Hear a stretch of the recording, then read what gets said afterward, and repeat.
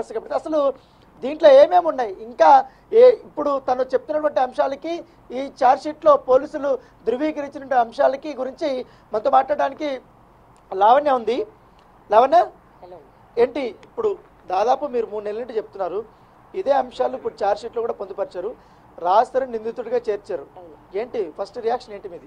నేను ముందు నుంచి కూడా ఇదే చెప్పుకుంటూ వచ్చానండి, ఎవరు నన్ను నమ్మలేదు. ఈ రోజున ప్రూవ్ చేసుకోవడానికి లేదా ఇప్పుడు ఈ న్యాయ పోరాటంలో నేను గెలిచినా రాజతరుణ్ గెలిచినా ఒకరు ఓడిపోతామండి. ఇది రాజతరుణ్ ఓడిపోవాలి అని అయితే నేను అనుకోలేదు, కానీ నేను గెలవాలి అని అయితే అనుకున్నాను. ఈ రోజున ఇది నాకు మొదటి స్టెప్ అని నేను అంటాను. ఇందులో చాలా క్లియర్గా రాసి ఉంది. ఇప్పుడు అతను నన్ను 10 సంవత్సరాలు శారీరకంగా మానసికంగా నాతో ఉన్నాడు అని పోలీసులు ఇచ్చిన ఛార్జ్షీట్ 2014 నుంచి ఇప్పుడు 2024 వరకు మేము కలిసి ఒక అండర్ రూఫ్ ఉన్నామండి. మొన్న మార్చ్ 15వ తారీఖు మాల్వి మల్హోత్రాతో అతను వెళ్ళిపోవడం జరిగింది. ఇప్పుడు కూడా మొన్న 2 రోజుల క్రితం వరకు కూడా వాళ్ళిద్దరూ కలిసే ఉన్నారు. ఈ రోజున నేను ఒంటరిదాన్ని అయి ఉన్నాను. నాతో పాటు ఉండాల్సిన మనిషిని ఇంకొక ఆడదొచ్చి తీసుకెళ్ళింది. ఒంట్లో బాగాలేదు, నాకు ఫీవరిష్గా వైరల్ ఫీవర్గా ఉంది, అయినా పోలీస్ స్టేషన్లో చుట్టూ తిరుగుతూ ఉన్నాను. నా రాజు కోసం నేను ఎక్కడికైనా వెళ్తానండి, పోరాటం అయితే చేస్తాను. నా రాజు నా దగ్గరికి రావాలి. సో మీరు నా రాజు నా దగ్గర రావాలి, నా భర్తే నాకు పెళ్లి చేసుకున్నాడని మీరు చెప్తున్నారు కదా, దాంట్లో ఛార్జ్షీట్లో కొన్ని అంశాలు ఇచ్చేశారు. మీకు మిస్ క్యారేజ్ అయినట్టు, తర్వాత మీకు కొన్ని హాస్పిటల్ సంబంధించినటువంటి బిల్స్ కూడా అతనే కట్టినట్టు, తర్వాత మీరు 2 times 3 times సూసైడ్ అటెంప్ట్ చేసుకున్నారనేసి కూడా రాశారు. ఏంటి ఏ పర్పస్ మీద సూసైడ్ అటెంప్ట్ చేశారు మీరు అప్పుడు? మొన్న లాస్ట్ నన్ను వదిలేస్తా అన్న రోజునప్పుడు కూడా నేను ఇంకా బతకాలనిపించలేదండి. అంటే ఇలాంటి ఒక రోజు వస్తుందని అయితే నేను అనుకోలేదు.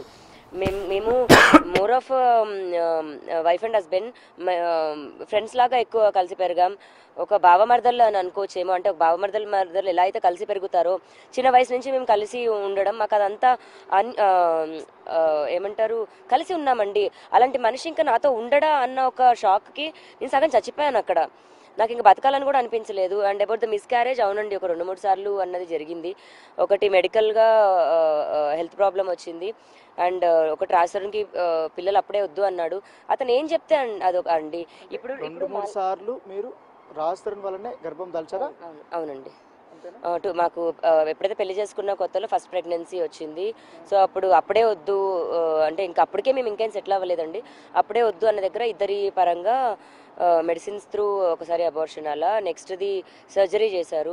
నా బాడీలో ఒక ఆర్గాన్ తీసేశారు. బట్ ఇంకొక ఆర్గాన్ ఉంది, నేను తల్లిని కాగలను. బట్ శేఖర్ భాషా గారు నాకు తల్లినే కాదు అనుకుంటూ ఇప్పటి వరకు ఎన్ని నిందలు పడాలో అన్ని పడుకుంటూ వచ్చాను. ఒక ఒంటరి దాన్ని ఇంత పోరాడుతూ వస్తున్నాను. ఏ ఒక్క మనిషికి మన నా మీద జాలి కలగట్లేదా ఏంటో నాకైతే అర్థం కావట్లేదు. ఎప్పుడైతే రాజతరుణ్ మీద కంప్లైంట్ ఇచ్చారు, అలిగేషన్ స్టార్ట్ చేశారు, మీ పైన బాగా నెగిటివ్ ప్రొపగండా అనేది స్టార్ట్ అయ్యింది.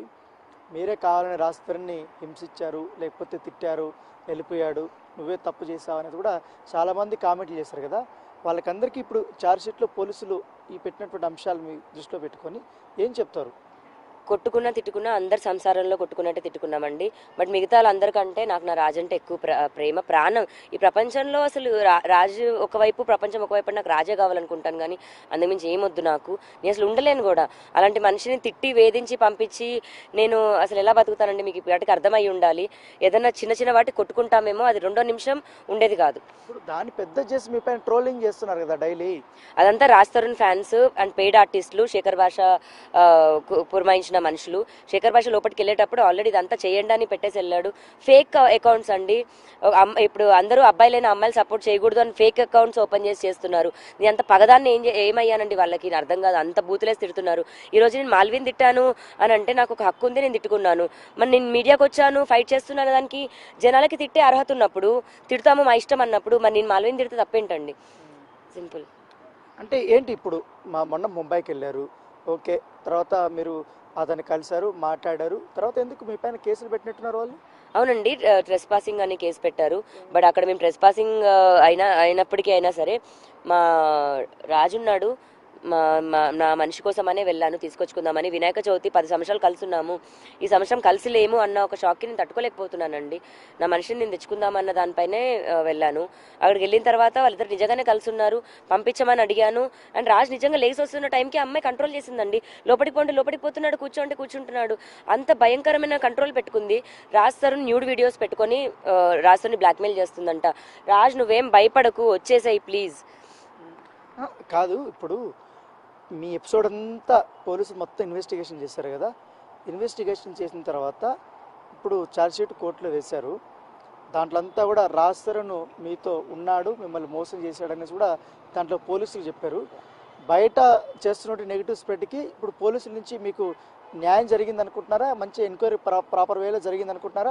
యా అండి, న్యాయం జరిగింది కదండి. ఇప్పుడు నేను ఏదో ఫ్యాబ్రికేటెడ్ ఏదో అయితే పోలీసులు ఎందుకు ఇది చేస్తారండి? మేము ఉన్న మాట నిజం. ఇంకా మేము గొడవ పడుతూ ఉన్నాము, సంసారం చేస్తూ ఉన్నామా లేదా హ్యాపీగా లేమా అన్నది ప్రతి సంసారంలో ఉండేదే. అలా మాకి ఉండడమే కానీ మేము ఒక ఇంట్లో ఉండడం, సంసారం చేసుకోవడం, రాజ్ తరుణ్తో ఉండడం అన్నది నిజమండి.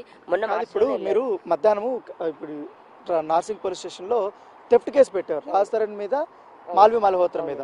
ఏంటి బంగారము, డాక్యుమెంట్స్, నగదు పోయిందనేసి ఇచ్చారు. ఏంటి కంప్లైంట్ నిజంగానే ఇచ్చారా? ఇదేనా కంప్లైంట్? కంప్లైంట్ ఇదే ఎఫ్ఐఆర్ ఫైల్ అయింది. కాపీ ఆన్లైన్లో అక్నాలజ్మెంట్ ఇది కాపీ ఆన్లైన్లో ఉంది. సో అంటే ఏమని ఇచ్చారు, ఏమేమి పోయిందని ఇచ్చారు? సో మార్చ్లో రాజ్ తరుణ్ వెళ్ళిపోతూ బీరువా తాళాలు కూడా తన దగ్గరే ఉన్నాయండి. తర్వాత నాకు మాట్లాడడానికి కూడా ఎప్పుడు ఇదేం అవ్వలేదు రాజ్ తరుణ్ తోటి మాట్లాడడానికి. నేను వచ్చినప్పుడు ఇస్తాను, మాట్లాడినప్పుడు కొన్నిసార్లు కూడా వచ్చినప్పుడు ఇస్తాను ఇలా అయింది, కానీ ఇవ్వలేదు నాకు. సో నిన్న మేము వెళ్ళినప్పుడు తాళం చెల్లి ఇచ్చాడు. నిన్న చూస్తే బంగారం లేదండి. నేను దానికి సంబంధించిన ఎవిడెన్సెస్, మాల్వి మా ఇంటికి వచ్చిన చాట్, నేను మళ్ళీ మాల్వితో మాట్లాడిన కాల్ అప్పుడు నువ్వు ఎందుకు మా ఇంటికి వచ్చావన్న కాల్స్, అవన్నీ ఎవిడెన్సెస్ ఇచ్చాము. ఫైనల్గా ఏం చెప్తారు లావణ్య? ఏంటి నిజంగానే మీకు న్యాయం దొరుకుతుంది అనుకుంటారు? ఇప్పుడు మీ పైన ట్రోలింగ్ చేస్తున్న వాళ్ళకందరికీ ఏం చెప్తారు మీరు? వాళ్ళకి ఏం సమాధానం చెప్తారు? వాళ్ళ ఇంట్లో లాగా నేను కూడా ఒక ఆడపిల్లనేనండి. నేను ఇక్కడ ఏమైనా తప్పు చేశాను అంటే నా మ్యారేజ్ని లీగల్ చేసుకోకపోవడమే తప్పు. బట్ అది నేను నమ్మి ఆ మనిషిని ఇలాంటి ఒక రోజు రాదు అనుకొని ఉన్నాను. కానీ ఈ అంశం కూడా ఇచ్చారు, మీరు రిజిస్టర్ చేయమని అడిగారా రాస్తారని? అవును, ఎగ్జాక్ట్లీ. చాలాసార్లు రిజిస్టర్ చేయమని అడిగాను. అతను వద్దు అనేవాడు, పెళ్లి వద్దు అనేవాడు. నేను నా పేరెంట్స్కి చెప్పుకోలేక అవి కూడా అన్ని ఇబ్బంది పడ్డాను. వీసా ప్రాబ్లం ఏంటిది? మీ మ్యారేజ్కి వీసాకి ఏంటిది సంబంధం? మ్యారేజ్కి వీసా ఏం కాదండి. నేను వెళ్ళిపోవడం గురించి మ్యారేజ్ రిజిస్టరో లేకపోతే డైవర్సో, పోనీ డైవర్స్ ఇవ్వమంటే డైవర్స్ ఇవ్వడు, విడిపోవడానికి డైవర్స్ ఇవ్వడు, పెళ్లి చేసుకోడు. ఎంతవరకు ఇది కరెక్ట్? ఇప్పుడు కూడా మాల్వి మల్హోత్రా కూడా పెళ్లి చేసుకొని అంటాడు, నాకు డైవర్స్ ఇమ్మనండి. పోనీ నేనేమి రాజ్ తరుణ్ నా సైకో దాన్ని నాతోనే ఉండాలని కూడా అనుకోను. వచ్చి క్లోజర్ ఇమ్మనండి, నాకు డైవర్స్ ఇమ్మనండి, చట్టపరంగా ఏదైతే ఉందో అలా లీగల్గా వెళ్ళిపోమనండి, మాల్విని పెళ్లి చేసుకోమనండి. నేను ఇంత బాధపడుతున్నాను, ఇంత అనుభవించాను, ఇప్పటికి కూడా మాల్వి మల్హోత్రాకి రాజ్ తరుణ్ కావాలనుకుంటే నాకు విడాకులు ఇచ్చి తను పెళ్లి చేసుకోమనేసి కూడా తను చెప్తున్నారు. ఎందుకంటే నేను ఇన్ని రోజులు చెప్పినవన్నీ కూడా వాస్తవాలు, అదే అంశాలని పోలీసులు ప్రస్తావించారంటూ కూడా తను చెప్పినటువంటి పరిస్థితి కనపడితే ఏమన్నారు. Thank you Rana.